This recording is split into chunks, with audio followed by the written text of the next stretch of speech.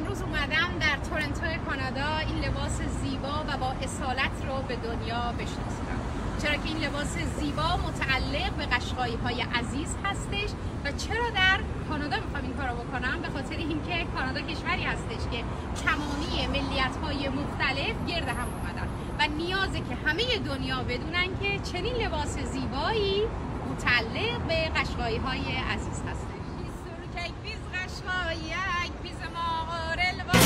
Türkek biz Kaşgar'yek, bizim ağır elvarımız.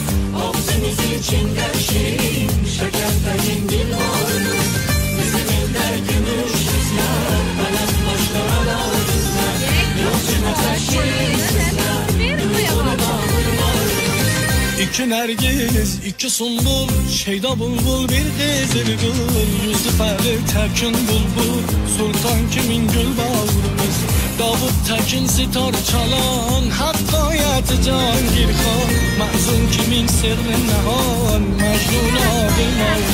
Biz Türkek biz Kaşgar'yek, bizim ağır elvarımız. Ağzımız içinde şirin, şekerpeyin dilvarımız.